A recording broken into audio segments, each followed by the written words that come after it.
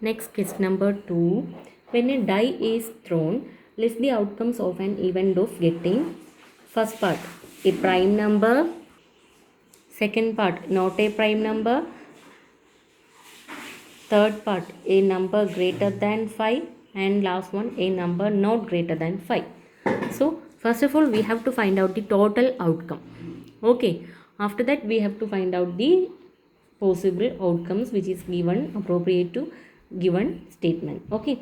So, when a die, what is die? You know that if we are playing that snake ladder, we are throwing die, correct? So, how many points are there? In one phase you will get 1, and the another phase you will get 2, another phase you will get 3. Totally 6 phases are there. One phase 1, 2, 3, and the fourth phase 4 dots are there. Fifth phase 5 dots are there, and in the sixth phase 6 dots are there, correct, in dice.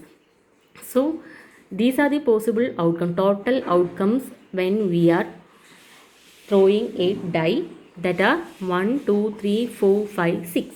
So first question, list the outcomes of an event of getting a prime number. So just we are giving the outcomes only. We are not writing anything related to probability, just we are writing the outcomes only. Okay. So first part, a prime number. What are the possible outcomes? We are going to list out the possible outcomes when we are going through a die and getting a prime number. What are the prime numbers in this list? You know that what is prime number. Prime number we can divide it with the same number and 1. So 2, 3 and 5 are the prime numbers. So the list of the outcomes getting a prime number are 2, 3, 5. Okay. And not a prime number means other than these 3 we can write all other number 1, 4, 6. So not a prime number 1, 4, 6. So first part over. And in the second part we have to write down the list of outcomes which is a greater than 5. So greater than 5 only 6 is here. All others are equal to and less than 5, correct? So only the outcome 6 is greater than 5, correct? And in the next part, a number not greater than 5. So not greater than 5 means which is equal to 5 or less than 5. So we can write down the all other numbers 1, 2, 3, 4, 5. So 1, 2, 3, 4, 5. So in this way we can find out the answer. First of all, we have to write down all the possible outcomes when we are throwing a die, that is 1, 2, 3, 4, 5, 6. From here, in the first part we have to identify what are the prime numbers and non-prime numbers. So prime numbers I written 2, 3, 5 written here. Next part, not a prime number, that is other than this 2, 3, 5 we can find out 1, 4, 6. So written here, correct? Next is a number greater than 5. Greater than 5 only one number is there, that is 6. And the next last part is a number not greater than 5. That means unless this 6 we can write all the other numbers 1, 2, 3, 4, 5. Okay. Next question, case number 3. Find the probability of a pointer stopping on the point in case number 1. So this is a spinner wheel.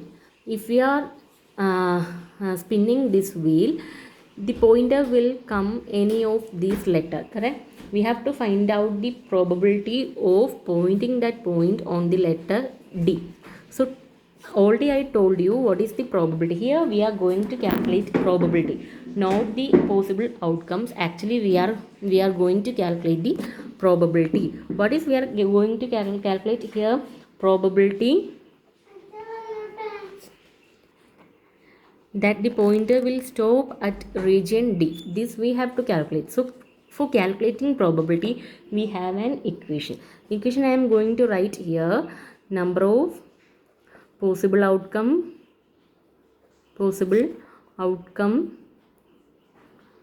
divided by total number of outcomes.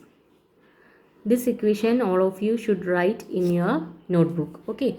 So probability of getting an event, any event, that is throwing a die or tossing coin, whatever it is, the probability of getting an event is equal to number of possible outcome divided by total number of outcomes. Okay, so here we have to find out the probability that the pointer will stop at the region D. So how many D are here? Only one, correct? So number of possible outcome